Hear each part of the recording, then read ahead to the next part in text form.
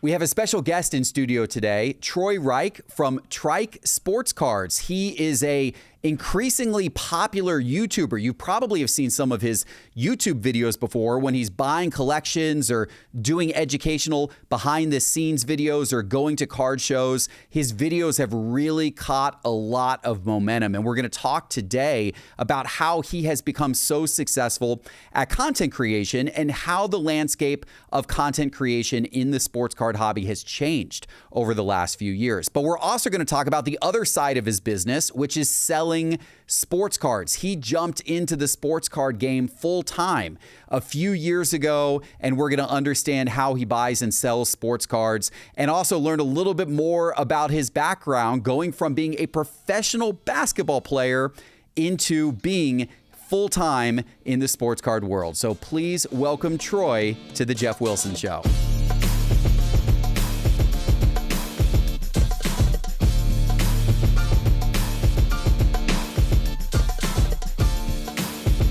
This episode is brought to you by Arena Club. Arena Club is an innovative platform featuring grading and authentication, vaulting, and digital pack openings. Be sure to check out the amazing items up for auction right now at Arena Club. From rare cards to top-tier collectibles, there's something for you at Arena Club.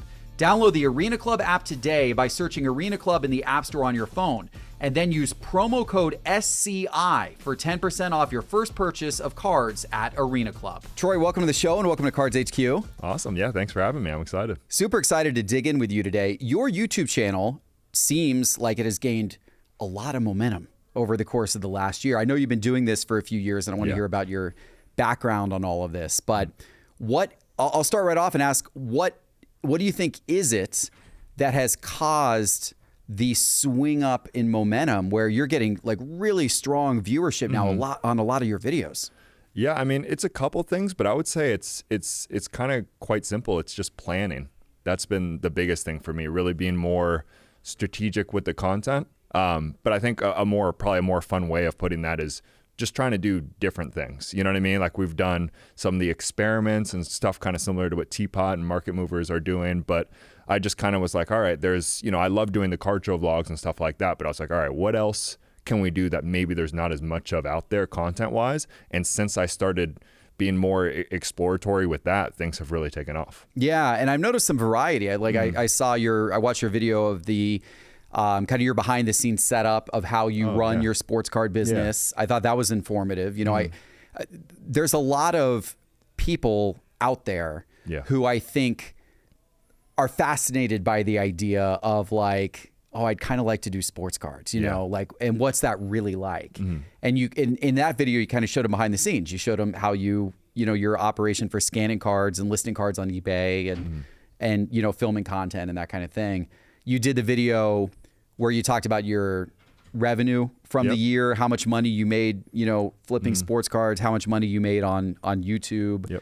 In addition to obviously collection buys and card show vlogs. And so it seems like a pretty wide variety. Definitely. What have you seen any trends in kind of, what your audience likes best, or do they like the variety? I think they like the variety, but definitely the landscape of sports card YouTube has changed. I think before, like I've talked about this with a couple people, but like I spent $10,000 at the Dallas Card Show was like the best title ever 2 years ago. Yes. Now it's just people have seen it, you know, or even it is, I don't know, it is just kind of funny. I think especially not even just that, but at the beginning, people loved the flash and like, what's the most expensive deal I can see? Now, I think a lot of people really like stuff that they can relate to or potentially aspire to. That's really kind of, and also just like I said, it was card show vlogs and flashy titles and all that. Now, like people really like the behind the scenes. I don't mean to skip ahead too much, but I think we might even do a little bit of look at Cards HQ later. And that's what I'm really excited about, seeing kind of like the nitty gritty of how stuff gets done. Yeah, I think that's really interesting to people. Sports cards is an incredible low barrier of entry entrepreneurial opportunity for a lot of people. Yeah. Anybody can start flipping cards. If you got a few dollars in your wallet, you could, start flipping cards. And so I think that kind of fascination with it, it's actually attainable to people. And so I think you've got a lot of people out there that are just interested in that life and like, what is it like? And you've been doing this full time now for how long? I've been doing this full time for 2 years. Okay. Actually, I was playing basketball in the Philippines, pro basketball in the Philippines. I moved back in middle of 2022, and then I kind of wasn't really sure what path I was going to go down. But yeah, for the last like year and a half, 2 years now, I've been fully in sports cards. Okay. And that's been buying and selling cards. I saw your video. You're doing a pretty high volume on eBay. Yeah, a lot. A little bit on Whatnot, some on Whatnot. Yep. Toying around with some other platforms, but mainly eBay and Whatnot. And then of course the content creation side, right? Yeah. The development of that, sponsorships, YouTube ad revenue. And so that all kind of plays into the equation of what you've been building. Yeah, 100%. It's been an interesting journey. Like each segment on its, I was always really intimidated at first because, I've explained to make, just hype to make 10,000 a month on eBay. I think, in my opinion, it's kind of hard to do. And I'm not even there yet in terms of profit. But once you build in all the different revenue streams, it's been crazy and shocking to me to get to a full-time living, and I'm really blessed to be doing it. Yeah, you said a few things that I think I found to be really key. So one is diversification of revenue streams, right? And I think content people have a fascination with creating content, and creating content is great. And I encourage everybody. I think it builds a lot of great skills to get in front of the camera and try to express yourself and try to vlog and to try to do those types of things. It can be hard for people, right? It's like it's one of those things that takes practice. The first time you do it, you're not going to be very good.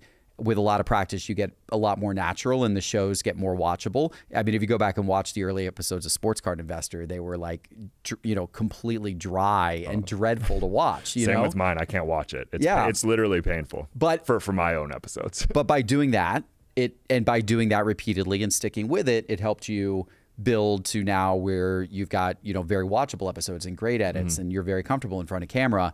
So a lot of that is repetition.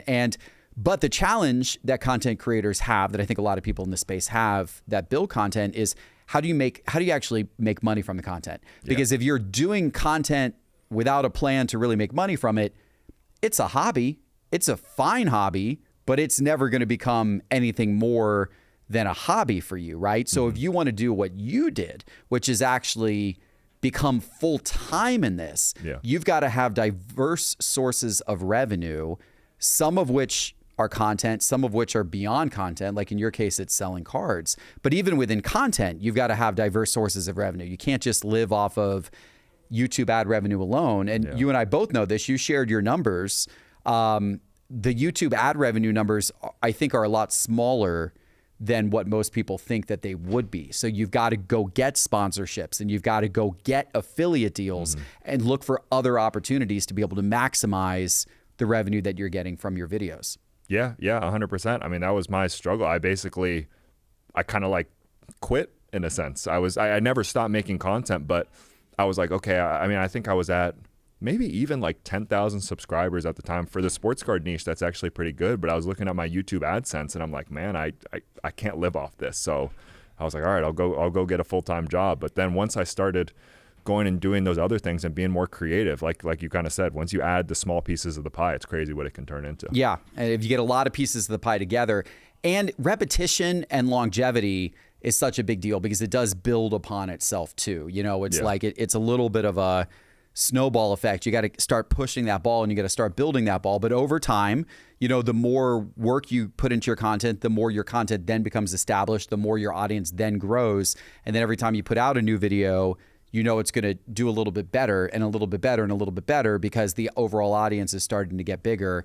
And then also some of your past content, I'm sure you've seen, probably picks up steam as well. Like you probably have some videos that are older videos now comparative to the new stuff you're doing, but those videos seem to be a little more evergreen and are probably producing a little bit of consistent ad revenue for you over the long period of time. A lot. And it's funny you said that. You've talked a lot about just kind of like the experience and the repetition. Is once I got a chance to see things play out over time, like the card show vlogs always popped off at the beginning. Like they got great views. But then I would look at some of my informational videos, just stuff as simple as like the how to sell cheap cards on eBay. That's one of my biggest videos. I was like, oh my God, like the graph, people just keep watching it. So, or how to ship sports cards. That was like, if you sold someone that, they'd be like, that is the most boring video I've ever thought of. Like, who would watch that? And it was on the YouTube Studio. For people who don't know, it ranks your videos 1 through 10. So 1 being it's performing really well, 10 being it's performing horribly. That shipping video was 10 out of 10. It like stopped at like 2K views for me. But then over time, it's turned into one of my biggest videos. So that having that perspective and seeing things play out over time, it's just different things that you wouldn't think, even looking at the data right in front of you, over time become really powerful. And some of that you can never predict. Yep. Some of that is just a matter of doing a lot of videos and figuring some of that out, right? We've had videos pop off that I never would have thought would have popped off. And then we've had other videos that we put a lot of effort into that I thought were going to be home runs. And then they kind of performed, not so great. Yeah. And as you said, sometimes a video comes out of the gate a little slow, but then actually in the long run will turn out to be a really strong video. Other videos will come out of the gate strong and then will just completely die after a couple of weeks and no one will ever see those videos again. So it's interesting how it all works. I have seen, and I think you were speaking this a little bit recently, earlier in the conversation, I have seen a lot of desire amongst our audience recently for educational content. And I think that goes back to the concept of this is an industry where a lot of people can dabble in it entrepreneurially and can kind of, be a part-time business person and maybe eventually a full-time business person. So it doesn't surprise me to hear you say that like a video about like shipping, even though, as you said, boring video, but there's a lot of people out there that are doing sales on eBay for the first time or doing deals and they're trying to figure out, well, what is the right way to ship my cards?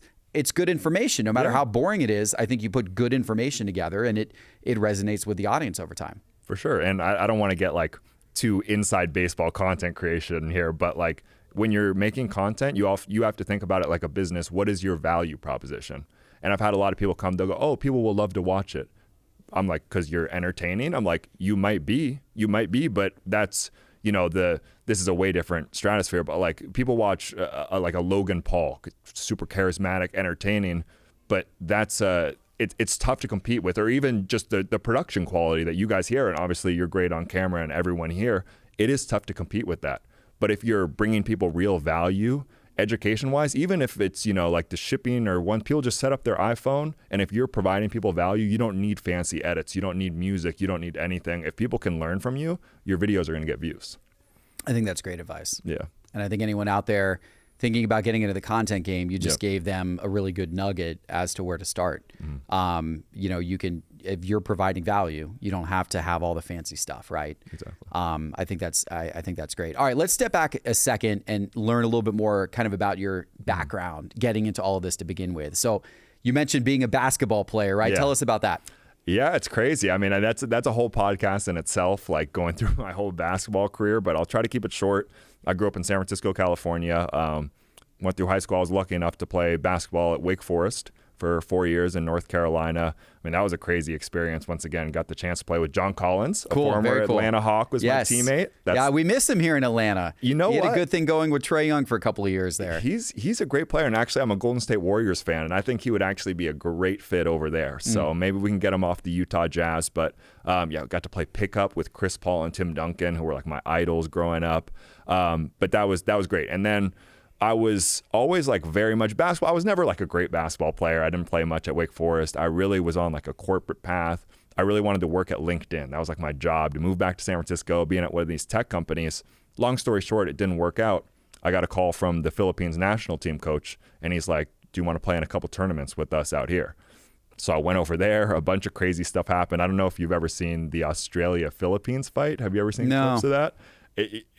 I'll have to send you a link or something. It was crazy. Thon Maker was throwing flying kicks, and Matthew Dellavedova, people were throwing chairs from the audience. It's a crazy thing. But I played in that game, ended up playing 4 years over there professional in the Philippines, and then kind of made the to this day, people don't really understand. Like, I just kind of left. I was like, you know what? Most people just, with basketball, you just kind of ride it till the wheels fall off. And I found something I was really passionate about here, and I felt I kind of just wanted to move back to the U.S., started doing sports card stuff. yeah, it just grew into something I never thought it would, and now it's my full-time living.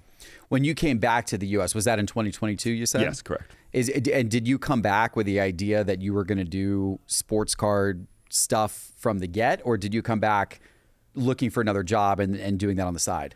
Yeah, I definitely didn't like. Now, kind of in hindsight, I think some people, it's like, oh, he left to go do sports cards, and it definitely wasn't. I think I remember distinctly getting off the plane coming back. I think it was like right before I officially moved back. I was like, oh, I have 1,000 subscribers. I'm monetized. That's kind of cool. I wasn't planning on like, okay, I'm moving back to do sports cards, but I knew I didn't want to get a full-time job right away. I was like, all right, I just left the Philippines. Let's just stick with the cards. I was making enough money where I'm like, I can at least survive and everything. Did that for about a year. Just kind of like freaked out, to be honest. I was like, I was already kind of behind because all my friends had been here building up their career, and I was just kind of playing basketball. I was like, oh, okay, I need to get a full-time job. I got a sales job. I just did not like it at all. Cold calling, oh my gosh. If any of you guys have ever done that, that's really tough. And I left that, and I kind of just had like a conversation with my parents, who had always been so like straight and narrow, get your degree. They're like, well, are you making money with the sports card stuff? I was like, yeah, not enough probably to be like a real career, but I can survive. And they're like, well, why don't you just try it? If that's what makes you happy and you really don't like this 9-to-5 job, just try it and see where you get. So that was middle of kind of like end of 2023. So not even that long ago. And ever since, I kind of really focused and went all in. It's taken off. And I do have to caveat as well, like even in my videos, you know, some of the titles and clickbait is a little flashy. It's a dangerous thing to do. Well, dangerous isn't the right word, excuse me. It's a risky thing to do. So I do want to make that clear to anyone who's watching, but in my particular case, I'm really happy I did it. Risky in what way? In what way do you think it's a risky thing? I just always want to be cautious with what I say, because I never want to be the person who makes the videos of like, here's how I got rich off sports cards and you can too, and sign up for my course, and oh, you're in college, you have a job, leave it right now, go do sports cards. You can do that, that's fine, like if you really want to do that, but I know some people can see maybe my content or what I'm talking about in face value and be like, oh, he's telling me to leave school right now. And I just always want to be cautious, because there is risk there, and you can do it, like my content shows that, but I guess that's just kind of a side note that I want to. It's unconventional. It's an unconventional path. I mean, you know, that's for sure. And it's hard. Like it's hard to make money in sports cards. Yeah. The way, and obviously you know this, and not everybody in the audience fully understands this. The way you make money in sports cards is not by trying to buy the player who you think is going to get hot and their values are going to double over the course of the football season or the basketball season or whatever. Yeah. The way to make money in sports cards, if you're actually trying to approach it like a business, is to buy collections, to buy cards, or to buy big cards at 80%, you know, try to find good deals, then turn around and sell them immediately as quickly as you can, always within a couple of weeks, so that you're not affected by the market swings. Dealers don't want to gamble on whether a player or a card is going to go up or down. Dealers want to turn cards and turn inventory and make money on that process. But that's hard work, and that's not always super glamorous. Like it's fun to flash around your, you know, Patrick Mahomes card because he's had another wonderful, incredible season and run, and you know, you bought that card a few years ago, and now look at, you know, how that thing's gone up 5 times over the last, you know, 5 years or whatever. That's fun. That's the kind of the glamorous part of it, but that's not the actual money-making part. And that's not to say that people can't invest that way in cards. They certainly can. There's cards that I've bought that have gone up 3, 4, 5x in value. There's cards that, you know, I mean, there's stories of people, you know, buying a card for, you know, $10,000 and it's worth hundreds of thousands or $1 million today. Yeah. I mean, those types of stories exist and they can happen, but that's over the course of a very long period of time. And that's not how you would pay your rent. And that's not how you would, you know, pay your living expenses on a day-to-day. If you're trying to do that in sports cards, you've got to be savvy about doing a lot of the things that you show on camera, buying entire collections, Rotigrade. I know you spend a lot of time talking about Rotigrade. That's a popular strategy for you. But it all takes work, and it all takes grind, and it all takes hustle, and you're not going to make money on every deal. And some deals you're going to lose money on. So it's not probably not the most glamorous life, and therefore it's not for everybody. But I think there are people who it is for, and clearly you've cut your niche in that. And I think people who want to see what that day-to-day kind of grind is, your channel's great exposure into that. Yeah, and I try to show some of that stuff too. I mean, I don't do as good of a job as I wanted to, but I like to input that in my videos. Like I just bought a collection for $30K in Seattle that I was really happy about, but I put in there like, oh my God, how do I get this home? We have to drive 14 hours to San Francisco now. Or I went to Nashville and bought a collection and flew it back, and I wasn't able to sleep because I had to pack it all up to get on the plane the next morning. And also the fact, kind of going back to what you said a little bit, a big advantage that I have, and also I'm sure you guys have here at Cards HQ, is a lot of people come to us to sell cards or maybe even to buy cards because of the content. Yes. So a ton of people ask me, like the Seattle collection, right, that I bought for $30K, which is a great collection that has silver Jaden Daniels and all the Rotigrade stuff you could dream of. They're like, how do I do that? I'm like, well, to be quite honest with you, right now, you probably can't. Like, I mean, maybe you get lucky. I was like, hey, you want to start putting out ads in the newspaper or social media or something? Maybe you can find someone. But I got approached with this collection, and most of the collections that I buy, I get approached with, and that's an advantage I have. But at the same time, it was built up over a long time with the content. And that's the other thing. So you can do all these things.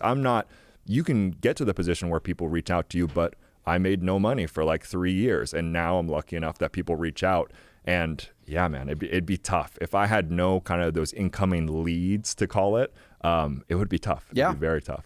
That's some real talk right there, right? Yeah. And it shows the value of content. It shows the value of grind and doing the same thing repeatedly day after day and watching it build over the course of years.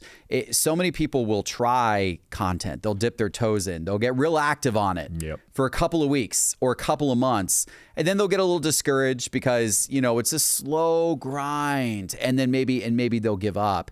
You have to keep at it. Like it's a multi-year process to build audience, and you can't really shortcut it. Like shortcutting it just doesn't really work. It's a grind. Yes, you could have a couple of videos pop off and go viral, and that can feel like a shortcut. But the truth is that's not really a shortcut. Like having a video jump to 1 million views, if you have a new account, that feels like, oh, that's crazy and amazing. But it actually, those videos, they'll help get you some subscribers, and they'll help some, but the people who actually are going to be the big fans of your content, who are going to come back to you routinely, who are going to watch video after video after video, those people are earned over time with repetition. Those people don't just show up after one viral video. And so it takes a lot. And a lot of people aren't willing to do that. But if you can, then you're building up a tremendous asset value. You have an asset now. You have, TRIKE Sports Cards, the content brand, is an asset because not only do you get the money, obviously, from sponsorships and YouTube ads, but you now have people coming to you with collections. You are now recognized. You're an entity that people know, and they've seen enough of your videos where they trust you. They see how you do business, and they're like, I like Troy. I feel like I could go to him and we could do something. And I like his demeanor. I like his style. He seems fair.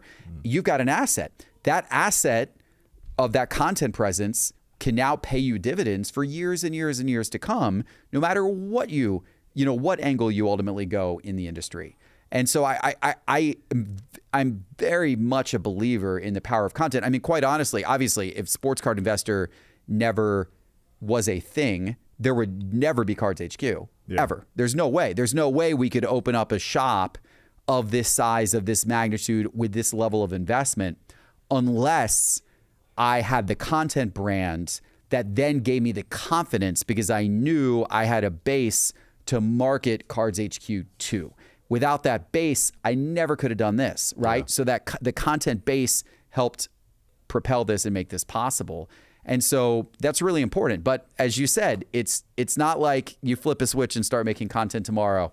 It's a grind. Yeah, well, that's what I was going to say. It's funny that we're talking a lot about the money and all that kind of stuff, but the mindset you get into this with is super, super important. If you get into content and you're like, I'm building my audience so they can sell me cards right away, you won't last. I promise you won't last. Because like I said, 3 years from now, you'll start to see some dividends and stuff like that. But at the beginning, you really got to love it. It's funny, a little bit of a tangent as well. It was actually similar to basketball. Everyone was like, because I walked on to Wake Forest, not getting a scholarship or anything. People were like, oh, that's so cool. You get to travel, you get the gear, blah, blah, all this stuff, which it was. But I tell them the same thing. I'm like, people ask me, oh, should I be a walk-on?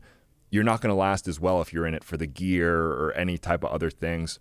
With content, with basketball, anything you're passionate about, but there's that real grind, you have to love it, because to get to the point where it pays you back, it's gonna take a really long time. Yeah. So if you're getting into content, make sure it's something you really enjoy making as well. Make the content that you really enjoy and find special and you believe there's a place for out there, and I think that'll help you a lot. Yeah.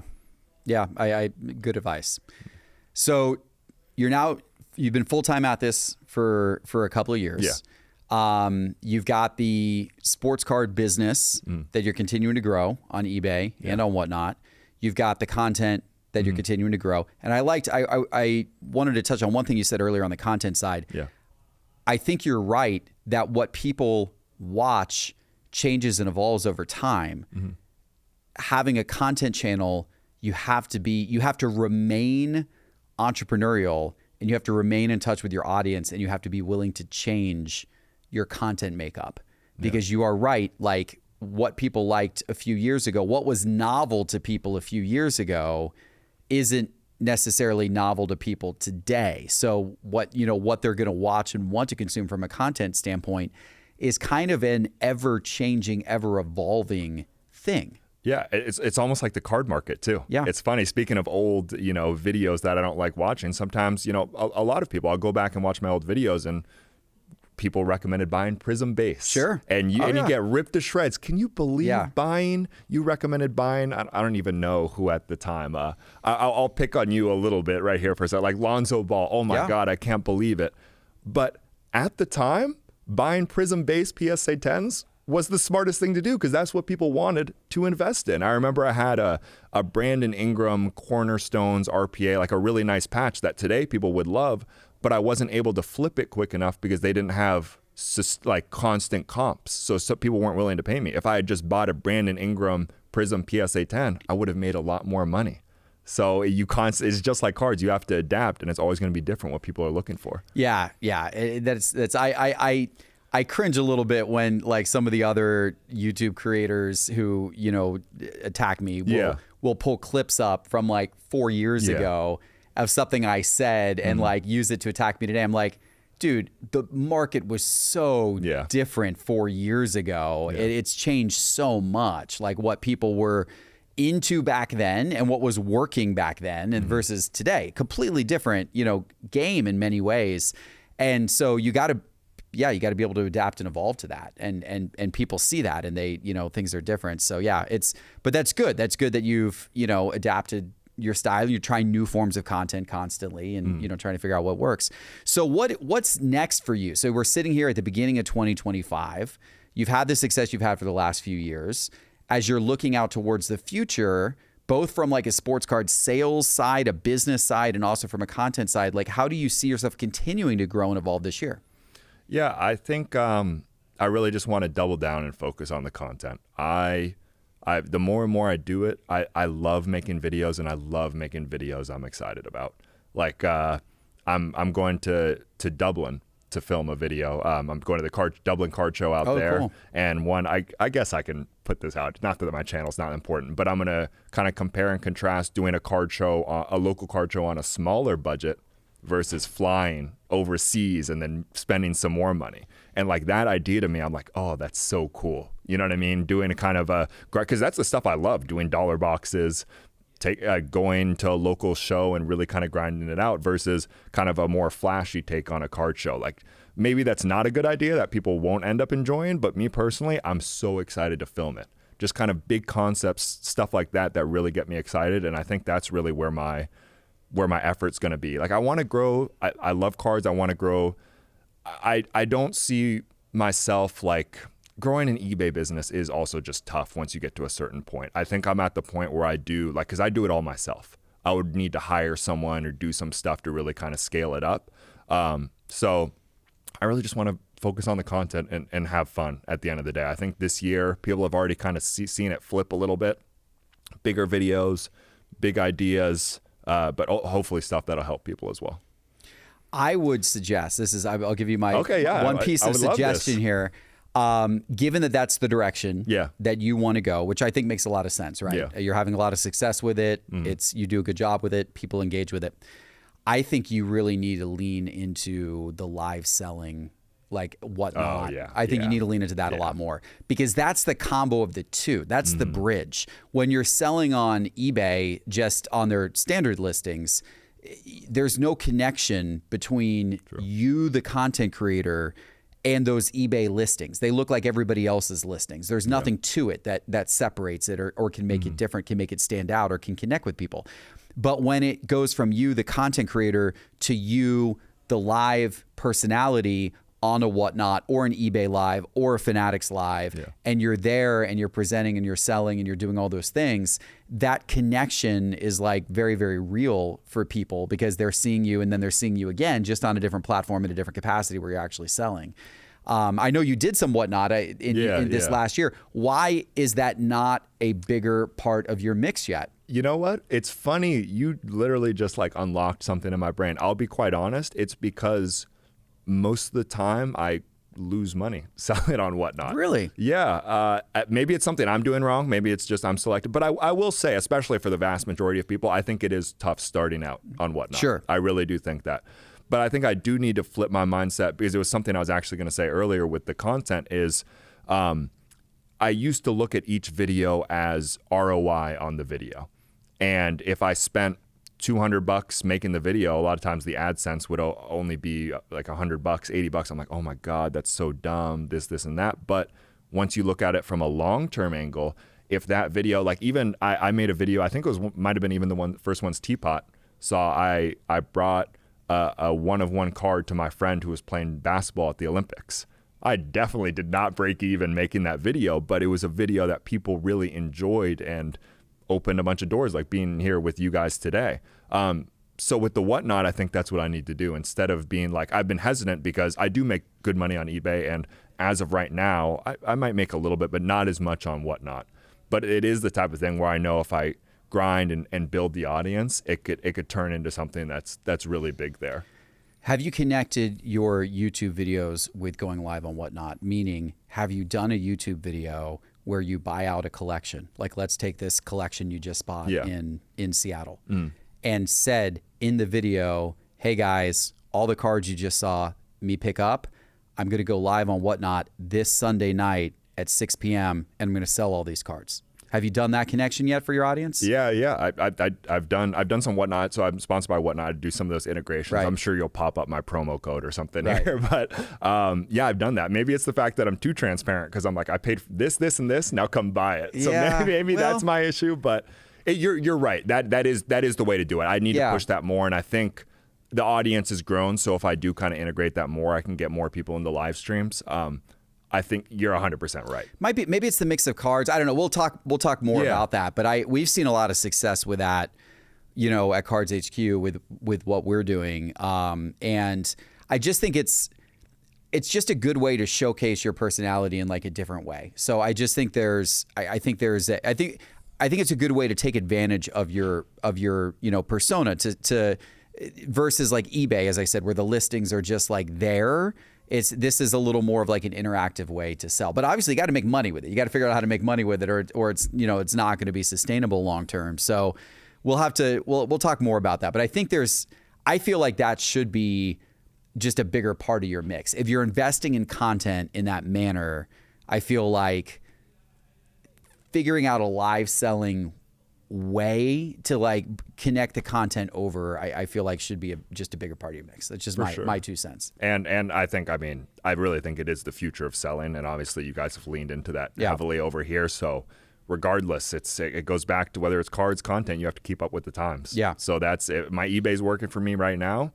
Are things maybe going to shift over a little bit? So I want to lean into that, and that's okay. So that's added to my list for 2025. All right, Content and we'll whatnot, talk about that, and we'll off camera we'll do a little more, and I can really get some tips. That'd be great. There you go. So you mentioned Dublin this year. When is that Dublin? I wasn't even aware there was a Dublin show. Yeah, it's end of February. Okay. Yeah, that's a good one. And cool. Have you been? You've never been to like the London show? No, or I never either? have. I know. I feel bad. gotta do it. They email me, often, about various shows, and we've never gotten over there, which is, it seems like it's growing. Seems like there's more and more interest. Europe's growing. The London show I heard is good. I know they got the big one coming in Germany this summer. Yeah. The Card Madness guys are doing a big one there. So it seems like an emerging market over there in Europe. It's huge. And also, like, I think you'll just really like it. I got to shout out my guys over there. It feels like early card shows here, like just the collectors and just people who really love it, because the flipping and stuff is fun, but it gets a little sharky in the room sometimes. Here, over there, it's just like you can just tell they really love it. And I know your son's kind of into soccer cards as well. Yeah, and they have a ton out there, and also just like it's just great. And you'll get that here as well. But if you walk in, they find out you're a fan of, like, you're a kid, you're a fan of Chelsea or something, they'll take care of you right away, and it's just a great experience. So I definitely recommend if you haven't checked that out. Yeah, cool. Okay, got to put that on my list of things to do. There you go. So you got Dublin coming up pretty soon. Yep. Anything else from a content perspective that you're looking forward to doing this year, or just trying more of some of the things you've done, education and collection buys and card shows? Yeah. Yeah. Speaking of the UK a little bit, I've been talking to some guys over there. Shout out Tosin in the huddle. He's a soccer player for Chelsea. Been talking with him a little bit. I really want to do some stuff with professional athletes like him, especially who actually collect cards, because I think that's just awesome. I would love to make more videos like that I know people in our hobby would love, but also the whole world, I think, would enjoy. I know there's a couple other, I know Mojo's done some fun ones with, I think it's Josh Jung. I know you guys have had some famous people come through here. That's something I'm really excited about. Not to big up myself too much, but as a former quote unquote pro athlete, some big asterisks around that. I think being a collector myself, being able to hopefully relate with other athletes who collect cards, that's something I really want to do. I would love to do some stuff with them, and there's some stuff in the works. I'm really, really excited about that. But also big shows, obviously the National and stuff like that. But I still do think there's the kind of the normal thing to do would be, okay, I'm going to Burbank, I'm going to National, I'm going to Dallas, I'm going to Chicago. That would be where all my time is. So I am, to be honest, pivoting a little bit. Okay, what's a different way I can kind of prioritize my time, come up with some different type of videos maybe. That's what I'm excited to do. Okay, that's cool. Yeah. Yeah, and you don't have to go to those things. Like, it's, there's like a idea that, like, oh, like every content creator's got to go to like the Dallas show or, these different things. It's like, no, there's plenty of different angles. Sometimes you're better off not doing that. When you see 8 different content creators creating cards at one Dallas, or creating content at one Dallas card show, maybe you're better off not creating content at that Dallas card show and trying one of your different ideas, doing something different. Yeah, even if you're not a content creator, I think that's something great. I hope kids see that, because they'll see, like, that's something I want to hammer in. They see, oh, Trike is spending $10,000 at the Dallas card show. Like, that's the only way to be successful. That's the only way to have fun. You will, even if you're just purely looking, first of all, for collecting purposes, just go to your local show. You'll find plenty of great stuff there. Even if you're just looking to flip, there's a lot of times a lot better deals, because how many people are going to Dallas looking to flip? You go to your local show, you might actually find, I would bet that you'll find better opportunities. So, and that's not to say anything bad. Those shows are great, and I will continue to go to those shows, but there's so many great card shows out there, card shops. Get off the beaten path, get on the beaten path rather, and you'd be surprised what you can find out there. Yeah, I think that's great advice. There's so many different ways to do it. And I love the fact, like, going back to content creation, and you mentioned kids a couple of times, like, I love the fact that it's so accessible now for people to start doing content. Like, there's so many great apps on your iPhone to edit that have made it so easy. You don't need a computer. You can create content on your phone, and you can edit it together on one of the phone apps and post it direct to YouTube. And that can be how you start. You don't necessarily need a microphone or lighting or anything. you can eventually get that, and you should eventually get that. It'll make your video quality better, but if you don't have to start with it, like the power of now just having a phone, like phones have gotten really good. The camera quality on phones is good. The audio quality on phones is good. If you want to buy a little Bluetooth mic for $30 to clip to your lapel, that's going to be pretty good. And the editing software is pretty good.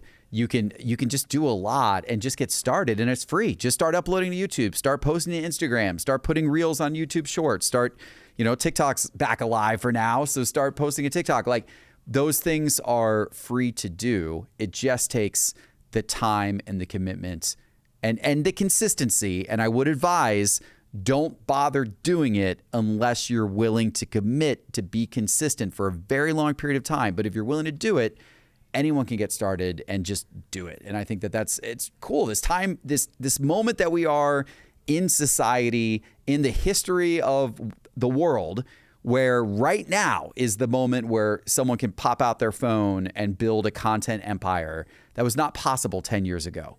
That was certainly not possible 20 years ago. Mm-hmm. It's never been possible before, this last few years, really, that you can do it to that degree. And so take advantage of the moment. Yeah, and I was going to say, not only do they not need fancy lights or a fancy microphone or anything, that 13-year-old with an iPhone and CapCut is going to kick our butts when it comes to short form. Like, maybe I won't speak for you because you guys put out, but my short form, they make much better content than me because they know how to edit on the iPhone. They know the trends, they know the memes, they know kind of the TikTok. They're in the trenches really understanding it. So these kids who have nothing but their iPhone, you can make incredible short form content way better than me just because you understand it. Yep. But more important than ever, like you said, you got to stick with it because it won't go how you want it to at the beginning. You'll have little moments, but there's going to be so many times where you don't get the views you want, you're not getting the audience, and it just takes time. But if you really put the effort in and you stick with it, just like cards, like I've talked about dollar boxing or whatever, it's crazy. You will find success.